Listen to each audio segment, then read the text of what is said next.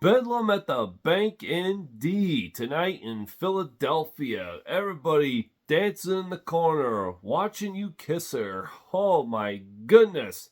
The Phillies just won Game 3 of the NLDS over Atlanta in euphoric fashion. Holy crap. The Phillies tonight posted a franchise best 6 home runs in the postseason, and they just blew the snot out of Atlanta. I mean, all the cliches, if you will. Took them behind the woodshed. Oh, took them to school. I mean, it was an awesome thing to see. Holy shnikes. Like, after the way the Phillies lost game 2, they blew a 4-0 lead. Atlanta came back and took the lead in the 8th. And of course, you know how it all ended with Bryce Harper getting doubled off at first base. And you think to yourself, man, as excited as the Braves and their fans were, it makes your stomach churn knowing that that's the kind of thing that can flip the script in a series and not the way you want it. But wow. I mean, after the way it started out with the Braves going up 1-0, I think to myself, here we go. This is it. And the next thing I know, it's like, wow. Like, the Phillies just put any doubt to bed in the bottom of the third with 6 runs. And the funny thing is, this is exactly how Game 3 played out last year. The Phillies were down early, played 6 runs in the bottom third, won the game by 8 runs. And now have a 2-1 series lead and are 1 win away from knocking Atlanta off for the 2nd consecutive year and going back to the NLCS. You can't script this stuff. Like, that's unbelievable. I mean, probably most of the experts are thinking that this is Atlanta's year. They're going to get revenge on the Phillies for last year. And so far, Atlanta's got no answer for them. I mean, aside from the comeback win in Game 2, it's like Atlanta just has no answer for the Phillies in the playoffs. And I tell you what, I mean, they are facing a real uphill battle tomorrow night with that ruckus crowd. Because, man, that crowd just would not stop. I mean, you can't blame them. I mean, wow. The power that the Phillies get from their fan base when they are just electrified, ecstatic, is unreal. It's an awesome thing to see. More awesome how the Phillies just clobbered Atlanta tonight. Oh, I freaking loved it. Aaron Nola, he got the win, going like 5 innings strong, I believe. Yeah, 5.2 innings strong. Gave up 6 hits. He got credited with both the Braves' earned runs, but he fanned 9 in the game as it would. His opposition, Bryce Elder, he got the loss. He only went 2.2 innings pitched, gave up 5 hits, all 6 earned runs in the third. He struck out 4, and each pitcher walked the batter. As for those home runs, those historic postseason franchise best 6 home runs in a playoff game, Nick Castellanos and Bryce Harper each had 2, and Trey Turner and Brandon Marsh both had solo pops that came back-to-back in the top of the 8th to put to bed any hope the Braves had of making another comeback. And it's like, oh my God, this series should be over right now. If they don't drop Game 2 the way they did, then Philly's moving on to the NLCS to possibly meet the Arizona Diamondbacks. That game's underway right now. Last I saw, the D-backs are up 3-0, or 4-0, if you will. So I think it's safe to say that Arizona's going to sweep the Dodgers. They're going to go on to the NLCS and await the winner of the Phillies Braves. And the ALCS is now set. the Astros took care of the Twins tonight, 3-2 to close out that series. So, wait. Oh, okay. All right. For a moment, I thought I said the Astros were going to meet the Twins, but no, they took care of the Twins. My bad. I confused myself. So it's going to be an all-Texas ALCS. The Houston Astros and the Texas Rangers. I think I'm pulling for Texas. I mean, come on. It's not like, the Rangers have never won a World Series. It's been over a decade since they were last there. And, like I said, even though I'm a Philadelphia fan through and through, but when it comes to the Texas sports teams, the only one I have animosity towards is the Cowboys, of course. It's like, I got nothing against the other clubs. Rangers, they've never won a world title. The Stars haven't won a world title since '99. And the Mavericks, they last 2011. It's been over a decade since they won a title. But how can you hate any of those teams? They're not the Cowboys, and they never will be, and neither one of them will ever hold a stick to the popularity and the value of what the Cowboys are. So yeah, Texas has underdogs. We already know the Astros will be the favorites, but I can hope Texas gives them a fight. One will only have to wait and see. As far as everything goes of pitching matchup wise, statistic battle wise, I'll leave that up to the professionals. All I know is I can just judge by swagger and gut, and I think at the very least Texas should give them a fight. It should be a good ALCS. Not like where the Yankees got swept last year. I'm hoping at least Texas can give Houston a good battle. At least take them to 6, maybe a full 7, and who knows, maybe knock them off. That would be even better. That'd be even better in my opinion. Because if the Phillies don't blow Game 4 and ultimately the series, then it's going to be the Phillies versus the D-backs for the second consecutive year. The Phillies facing a wild card team from the NL West, an all wild card NLCS again. Only hope this time with the Phillies, if they do get back to the World Series, they can finish business. They gave the Astros a good fight. Oh boy. Could they do it this year? Well, obviously we all want to say yes, they could. They definitely could. And the other positive thing is if the Phillies do get back to the World Series, then Rhys Hoskins could be available. What a story that would freaking be. A cherry on top, if you will. But first things first, they got to win Game 4. And, as overconfident as I should be, because it's they just blew them out in Game 3, but that don't mean nothing. They shut them out in Game 1, and then should have had Game 2 locked up and choked that away. So you never know. You never know what's going to happen. It's one night it's yours, the next night it's theirs. No numbers involved, no other further analytical thinking, spelunking, just plain and simple, it's a coin flip. Who knows?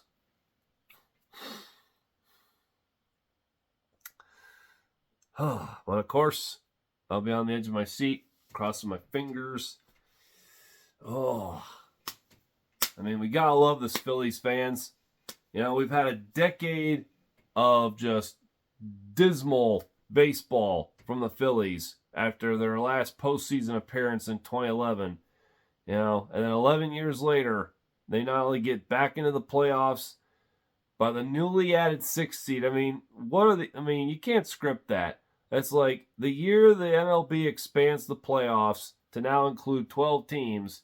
The Phillies were one of the lucky dogs to nab one of those last wild card spots and nearly went all the way and won it all. So, and now you got the D-backs trying to reciprocate that story. So that'll be interesting, but I don't want to get too far ahead. Right now, I'm just want to enjoy this moment that the Phillies beat the ever-living tar out of the Braves, took Game 3 by a final of 10-2. So, all right. Oh, I'm going to be so super anxious Thursday night for Game 4. I don't want any drama. I just want them to close it out in dominant fashion again, which probably means that Game 4 is going to be like a one-run game.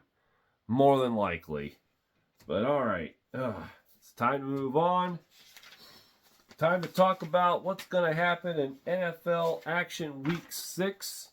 We're going to jump ahead of the Thursday night game and all the early games and get right to my Eagles.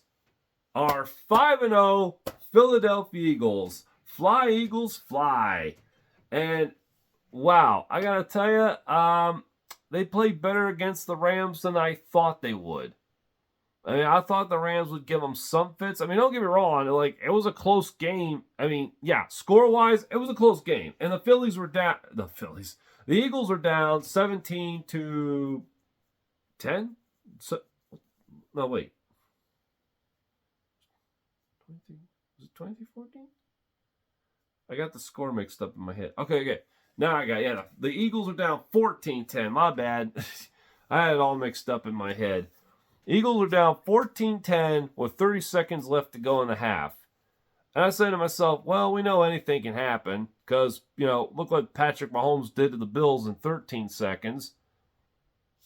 And Jalen Hurts, to his credit, I mean, yeah, there was a couple penalties, but that's part of the game. Got him down there and did the good old brotherly shove and put the Eagles back on top for good. Second half belonged to the defense as they handled their business and pretty much shut down that high-octane Rams offense, which was, you got to say, pretty impressive. I mean, all the haters keep saying that the Eagles haven't played anybody yet, but the Rams are somebody, aren't they? I mean, come on. They're definitely a lot better than they were last year. I mean, they got some very high explosive talent there on the receiving end. So, and it's not like Matthew Stafford's a slouch. They still got Aaron Donald. So the Rams are not a team you sleep on at the very least. So I am happy that the Eagles pretty much controlled the tempo of that game.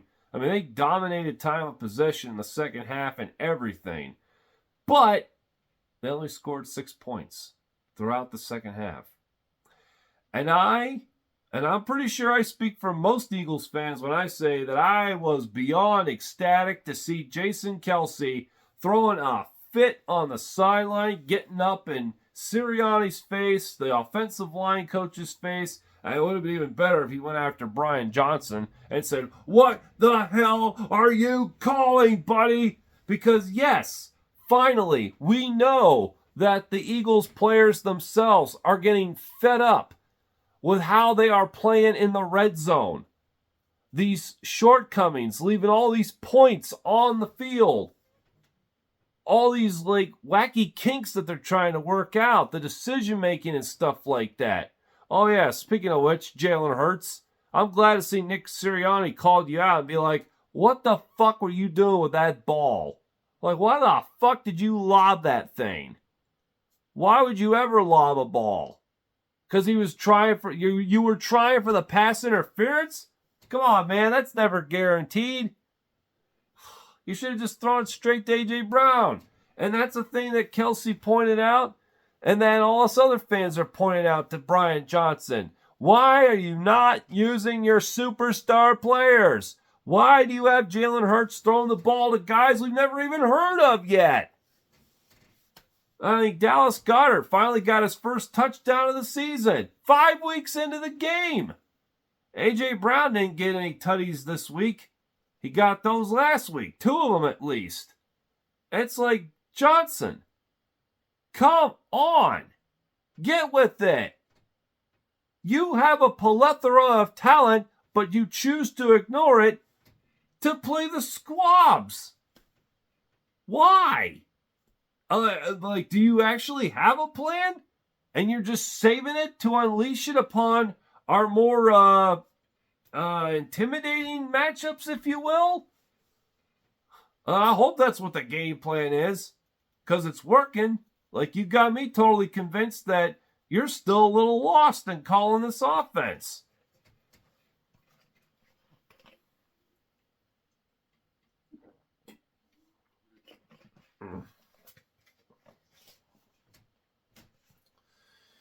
But hopefully, after Jason Kelce brought to everybody's attention that the Eagles need to work on their red zone offense.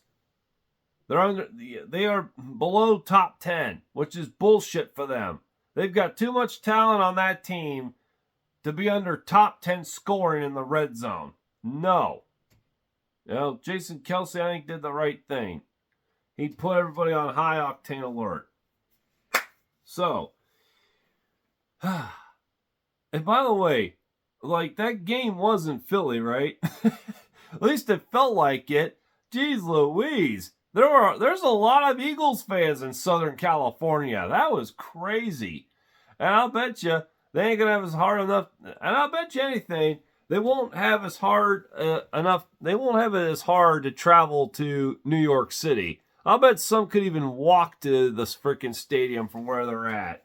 I mean, that is nuts. Man, Eagles versus Jets. Is that a trap game? You don't want to think it is. You want to think the Eagles are very well stacked in all phases of the football. But Zach Wilson's stats aren't that bad. As of now, they are not that bad. Oh, boy.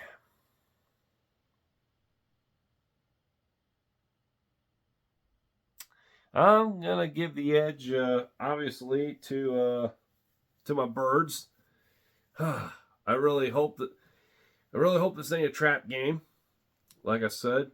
But you never know. You never know in the NFL. It's any given Sunday, so who the heck knows? Well, the way things have been playing out. I didn't see the Bears blowing out the Commanders. That's for damn sure. And bringing up this note, it is interesting that the Jets have never beaten the Eagles in the regular season. Now, earlier, had they not lost Aaron Rodgers, you could clearly say that this will be a ball game, but you never know. Zach Wilson, he's been holding his own, They have a defense that could possibly get the job done. But for my sake, I want to see the Birds blow this game out. I mean, I would think at best they could. But the way they've been playing down to everybody so far, I highly doubt it. But at the very least, the Eagles should definitely win this game, improve to 6-0, and their current winning streak against the New York Jets, however far back that's going, I've honestly lost count. All right, let's talk about some of the other matchups.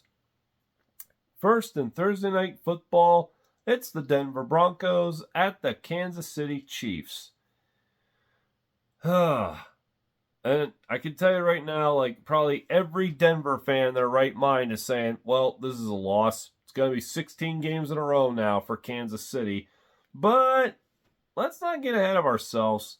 Statistic-wise, and I didn't write any of them down, I'm sorry, but Russell Wilson. Oh, Jesus. I know, okay, where do I have his name written?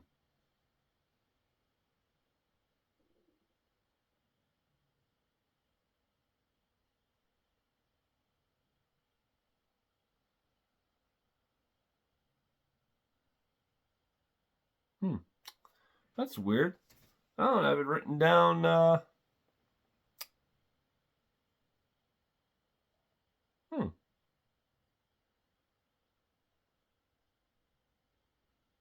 of fact.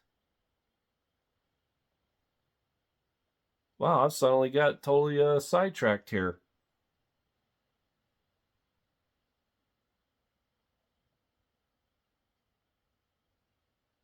Whose statistics was I comparing to? Was it Russell Wilson? Oh, yeah, it was Russell Wilson. Oh, you know what it was? I was thinking back to Zach Wilson for some reason. Holy crap, wow.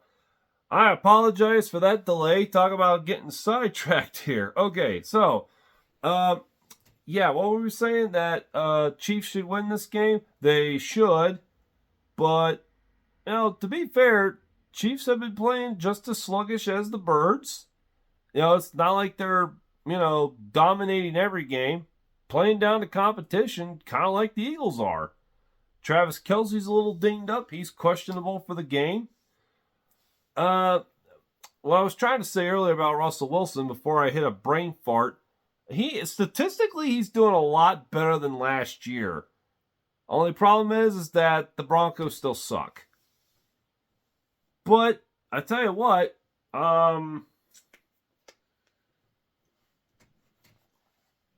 okay, yeah. I wanted to say about the Broncos defense. They can't stop anyone. So Patrick Mahomes and company on the offense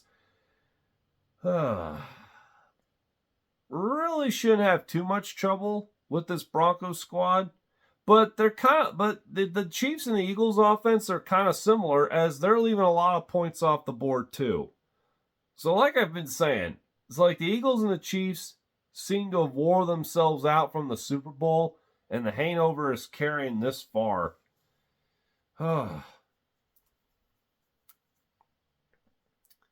Yeah, I gotta go with the Chiefs on this one. Sorry, Denver. It's not your year. You'll find some interesting way to lose this game, too. Or who knows? Could be this is your any given game by the NFL. All right. Let's move on to the Sunday game. Let's move on to the other Sunday games. The very early Sunday game. Another international contest in London, but this time no Jaguars. Trying to get bold here, aren't we? Trying to expand the fan base out there. Baltimore Ravens versus the Tennessee Titans. I mean, obviously Baltimore is the better team on paper. They're coming off of a stunning loss at the hands of the Steelers. Titans are just as big of an enigma.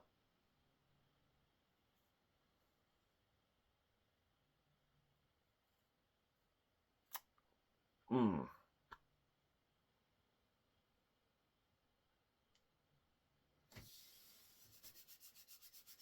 mean, I don't even know why I'm thinking that hard on this one. Like, I'm going to pick Ravens, but you just never know. Like, they're too dinged up right now. But you would think they're good enough to beat the Titans at least. It's not like Tennessee is that dominant of a team either. I mean, hey, Lamar Jackson just has to play his A game, not make any mistakes, let his defense create mistakes, which Ryan Tannehill will do. So I feel confident saying the Ravens should take this one. Commanders at the Falcons. Falcons coming off of a very well-earned win over the Texans. And the Commanders, well, they're coming off of their third consecutive loss after getting blown out by the Bears. But I'm still going to slightly go with Washington to win this ball game. I mean, defensively, the statistics favor Atlanta. And if the Bears can beat Washington, so can they. But because the Falcons are always jinxed when I pick them, I'll do them a favor and pick Washington. So you go, Atlanta. Make me proud. The 49ers at the Browns. Well, if Deshaun Watson can't suit up, obviously the 49ers, or could this be their trap game? I don't know anymore. The NFL's got to be paranoid. You think you might know something that should happen, but because it's just all on paper or, on your laptop, who the heck knows? It's like, unless, of course, there's other shenanigans involved that involve, maybe slip a little something under the table to the guys in the Zebras uniforms. But we never know for sure. We never know for sure how much the government's controlling, just to make sense to them and all that, but just frustrate the living heck out of us. I did write down the Browns kind of have the defense to maybe pull off a stunner, but they just don't have the quarterback for it. I mean, who the heck is Dorian Thompson-Robinson? That's a mouthful. Never heard of him. So, with that being said, if he's the one starting, I'm going to give it to the Niners anyway, just because of how well. I mean, that is probably the best team in the NFL right now. And I hate saying that being an Eagles fan. And I still hold a grudge against the Jets fans for everything they, or not the Jets fans, my bad, for what the 49ers and their fans were talking about during the offseason, talking all that shit and trash. So, my gut says this could be a trap game for the Niners. You know, they're coming off of a big win against Dallas, might have huge egos, so won't surprise me in the very least if, you know, if the 49ers show up to play and the Browns don't. Sorry, Cleveland. It did start out promising. All right. Next, we got the New Orleans Saints at the Houston Texans. Well, the Texans are coming off of a stunning loss to Atlanta, and the Saints are coming off of a blowout, shutout win over the Patriots. So, right now, it's neck and neck in the polls.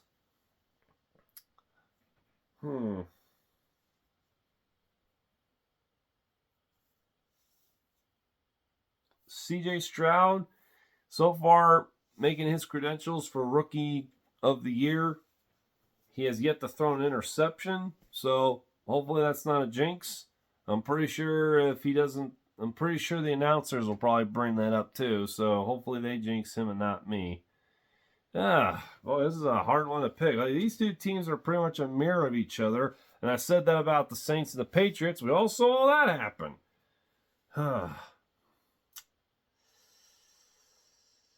Well, the Texans do have the offense, but the Saints do have the defense to counter them. So, by all respect, you would think I would pick the Saints, but for whatever reason, my gut's still edging towards Houston. So we'll see what happens.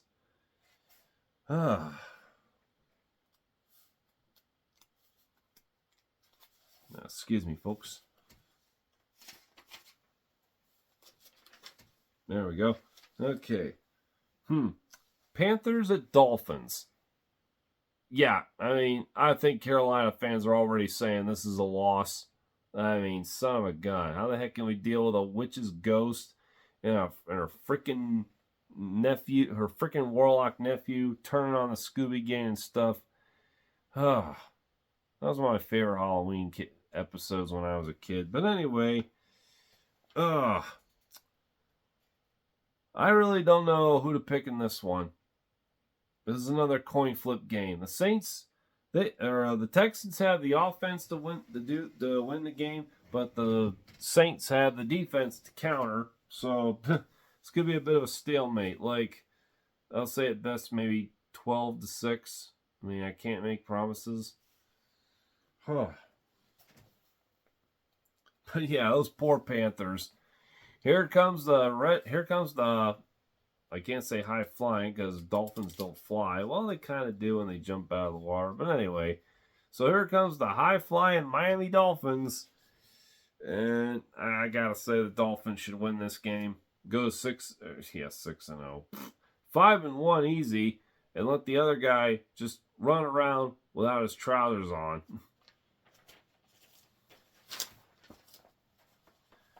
All right, next it's the Seahawks and the Bengals. Well, hopefully what we just saw was Cincinnati finally waking up and decided, okay, we got to play some serious football here. None of these guys are messing around, even if they are rookies. So, yeah. With that being said, I still feel like the Cincinnati Bengals should win. As I stated earlier, I feel like the win over Arizona has unlocked, or did they lose that game? Oh my gosh.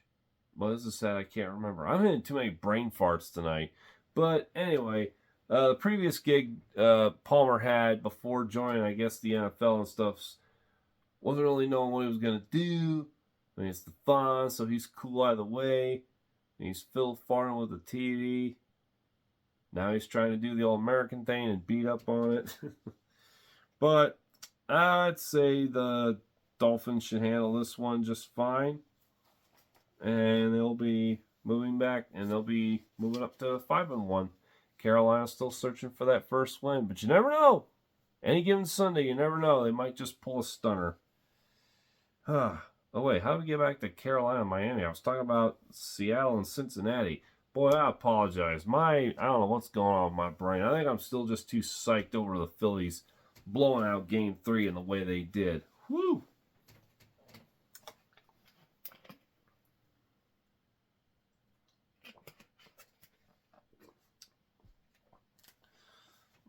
All right, so if I wasn't clear before early, I'm thinking the Cincinnati Bengals over the Seattle Seahawks. It should be a good game, should be close, should be tight, but I'm feeling that maybe the Bengals finally woke up in Arizona, so let's see if they can reciprocate it. Colts and the Jaguars, a battle of the AFC South. Battle for first place in the AFC South, actually, and I'm intrigued to watch this game. Like, I never thought I'd ever say I was interested in watching a Colts-Jaguars game. But here you are, both clubs 3-2, fighting for first place in the AFC South. Sad thing for the Colts, sorry. Sad thing for the Colts is that, unfortunately, Anthony Richardson's going to be out for the next 4 weeks. And in his place, as of course I'm here, and whenever, Chooch is done. But I'm going to go with the Colts because Gardner Minshew is going to come in and start for Anthony Richardson, and I want to see the mustache get one on his old team because I think that would just be phenomenal. All right, Vikings at the Bears. I'm going to ride the red hot hand of Chicago. Like, you just never know with Minnesota. You just never know anymore. Like, they're good at playing a hot game. They're good at playing hot potato with you. But then after the potato pops, well, then the Vikings are pretty much done.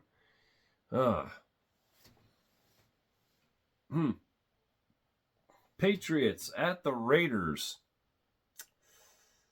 Oh, boy. Really don't know what to think of this one. I mean, I didn't see the Patriots getting shut out and blown out last week. Raiders did prevail over the Packers, but, they're a low-scoring offense, too. Oh, son of a gun. I think I will slightly favor the Patriots just because I don't care for John Gruden as head coach or the manager. I think that's Ted What's-His-Face. So, yep, I'm going to pick Raiders.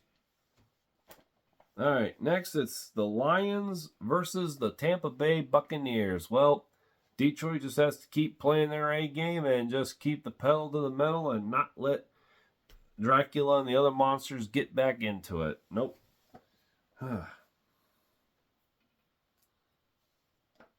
And let's see. Okay, finally we have Cardinals at the LA Rams. Oh, did you want to say something?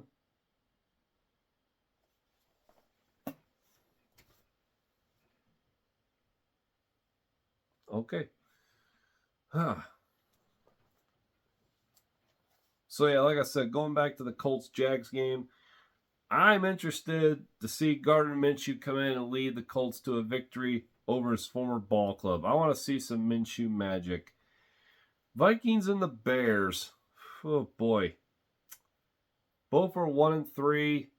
I'm going to give the edge to the Bears because the Vikings, now they're finding ways to lose close games. And the Bears, let's see them reciprocate that same effort against Washington at home against the Vikes. I think the home crowd would like that very much. Justin Fields, just keep hooking up with DJ Moore, and you guys are golden. Patriots and the Raiders, I don't know who to pick. I mean, this is a tough one to call. I think I got to go with the Raiders at home. Just, I'm sorry, just New England's getting more issues to deal with every week, and I just don't think they're going to be a competitive ball club for the rest of the season. Well, they might be competitive, but not good enough to win ball games and go anywhere. Lions against the Buccaneers.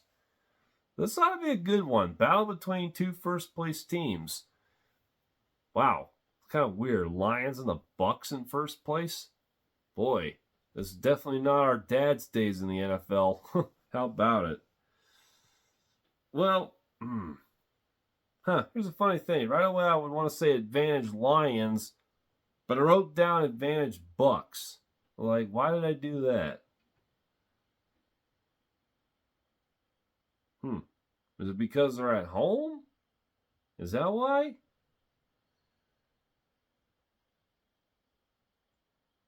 Or maybe there's a specific category that the Bucks excel at that the Lions don't.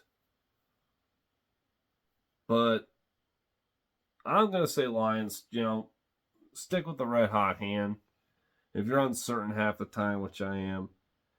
All right, showdown in the NFC West: Cardinals and the Rams.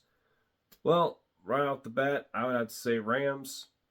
I think they're the better team overall. Got more identifiable pieces. The Cardinals, it's amazing that you're limping the way you are. So, keep fighting the good fight. Okay, now we're going to get into some primetime games.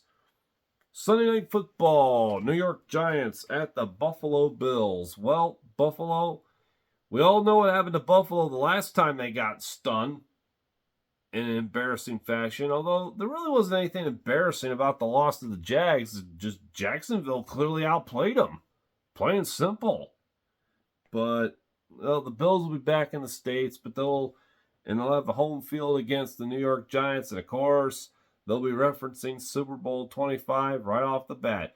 Oh, he missed it. Wide right. Poor guy. But yeah, as long as Buffalo plays their A game, they should handle this no problem. Okay. And for Monday Night Football, it's the Dallas Cowboys looking to rebound after that butt whooping they got from San Fran as they take on the Los Angeles Chargers. Although, one bit of downside news for Dallas. Unfortunately, linebacker Van Der Esch hurt his neck during that loss against the 49ers, and he might either be in a neck brace, which I hadn't had to wear one all day, so I guess I don't have to really worry about it, but still. If anyone reads this and wonders why my mobility's lacking, well, now you know. And Van Der Esch being out, that would hurt the Cowboys defensively. I mean, they still have the advantage over the Bolts. The Bolts have the advantage in offense. So it's curious to know is who's going to screw up the most. That's how we know who's going to win this game.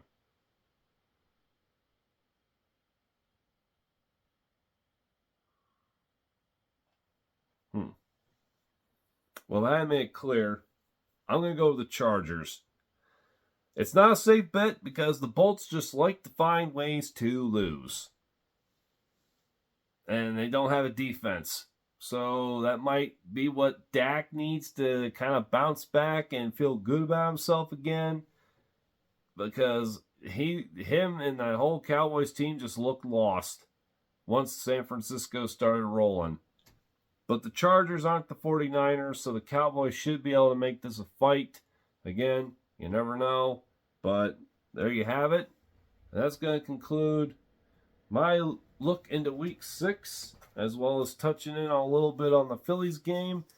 Can't wait. Game 4 will be later tonight, so hopefully there's no freaking drama. And I might go back and forth between them and the Chiefs and Broncos. It still ought to be a good game. Like I said, Russell Wilson ain't that bad. It's just the rest of the team sucks. Alrighty. Well, y'all have a good week and good night. And I'll see you the next time I talk to y'all. Probably be after the Eagles game. Alright. Good night, everybody.